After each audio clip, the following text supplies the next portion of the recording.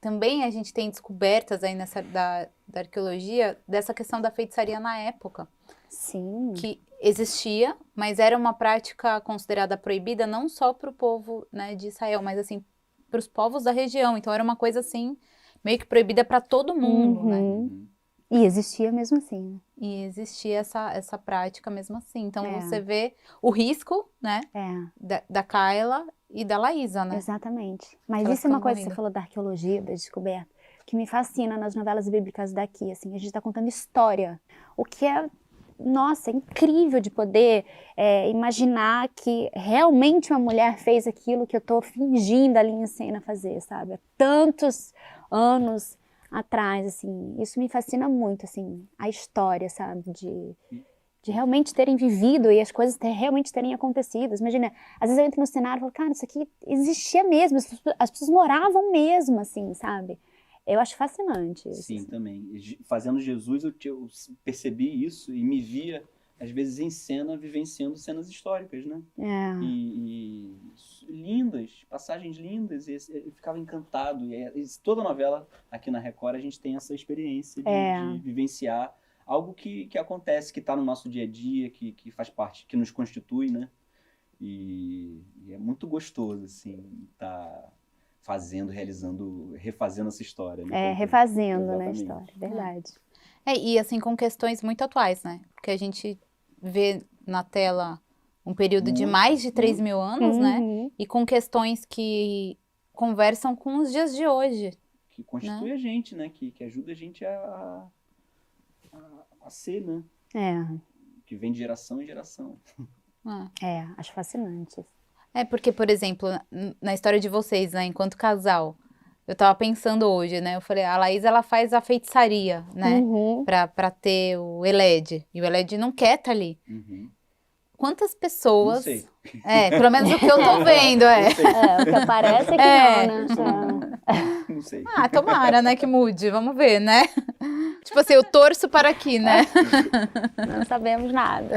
Mas então, isso de trazer para os dias, né, atuais, né, enfim. Eu tava pensando, quantas pessoas, homens ou mulheres, enfim, não manipulam, não necessariamente usam, né, uma feitiçaria, mas assim, não manipulam, não fazem de uma forma, sei lá, errada, para ter aquela pessoa com ela. E o quanto isso mostra o quanto a pessoa é insegura, né? Com certeza. Eu vejo um pouco isso nela e aí eu trouxe essa reflexão, assim, tava pensando hoje, né? Como isso pode conversar com muitas pessoas também, né? Que estão nessa situação, né? Assim, de uma maneira, de repente, diferente. A Laísa faz um feitiço para estar com a Eled. Eu, hoje, Stephanie, olhando, eu pensaria, gente, quando que eu teria que fazer alguma coisa para alguém estar comigo? Se a pessoa não quer, Deus me livre, que vá para longe. E é isso, às vezes você tá num relacionamento, né, trazendo para os dias atuais, abusivo, tóxico, alguém que te maltrata, alguém que, enfim, que não quer estar ali, você vê que a pessoa não quer estar ali, e o outro insiste e aceita, e, né, e se coloca numa situação, às vezes, de humilhação, enfim. Então, assim, são situações diferentes, mas o contexto é o mesmo, né? Muito louco imaginar que ainda muita coisa acontece, né? A gente tava falando dessa questão, né, dessa insegurança de você forçar pra alguém estar com você, que a gente vê que a Laísa faz com a Eled. Eu tava pensando também na Kayla, né?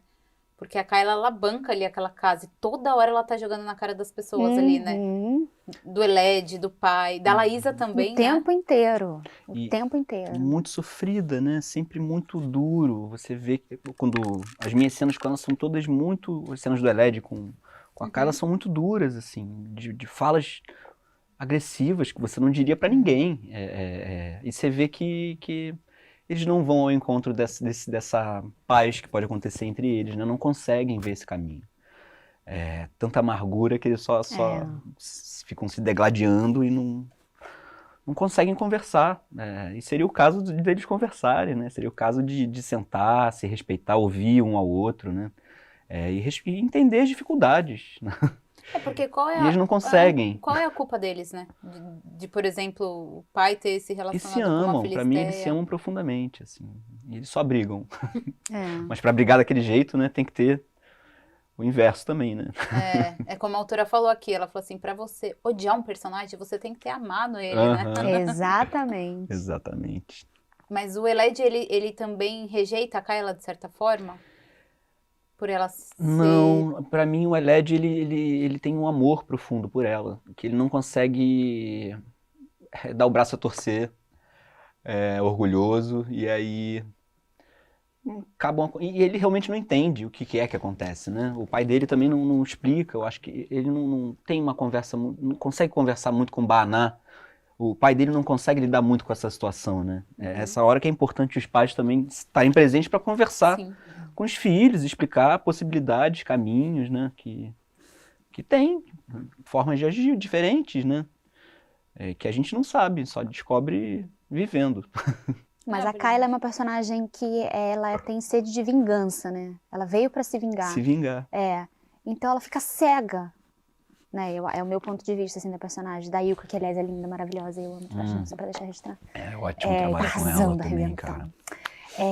Ela fica cega, porque ela tá tão focada em se vingar, se vingar do Eled, se vingar do pai, se vingar de todo mundo que fez mal pra ela, a mãe. Então ela fica completamente cega, de repente, as situações que poderiam ter alguma coisa boa. De repente, a relação dela com ela, o que aconteceu com a mãe dela, o que aconteceu com a mãe da Eled, a relação do pai, os dois não têm culpa de nada, né? Então, a gente falando até de trazendo situações que acontecem na novela para os tempos de hoje, exatamente isso. Às vezes a pessoa quer, não, preciso me vingar, e porque precisa pagar o que fez. E aí você foca naquilo e acaba perdendo tanta coisa boa que pode ter no caminho, sabe? A própria vida, né? Vai viver a sua vida, exatamente. né? A própria relação dela com a Laís, assim, elas poderiam ser super amigas. E não só essa coisa, você tem que fazer o que eu quero, eu te pago, e você tem que fazer o ritual, porque... E ela focada no Abner, aí quer se vingar do Lamar, aí quer se vingar do irmão, quer se vingar de todo mundo, e não consegue olhar para as pessoas, de repente, que poderia ter alguma relação bacana. Eu acho que elas poderiam ser super amigas e uma ajudar muito a outra, de repente, de maneiras diferentes. Mas é isso, ela tem uma sede de vingança, assim, que não deixa os dois terem uma relação legal, assim, um pouco mais saudável, né? Parece que e não se percebe, né? Acaba não percebendo a si própria. O vazio que ela tem sentido, né? E é um personagem maravilhoso que ela faz incrivelmente. A Yuka é sensacional, cara. Também misteriosa, né? Ao mesmo tempo, né? Aliás, essa série tem muitos mistérios, né? Muitos. E essa terceira temporada tá vindo aí pra resolver vários deles. E virem outros. E virem outros, exatamente. Muitos outros. Mas isso é legal, né? Porque deixa a gente mais curioso, né?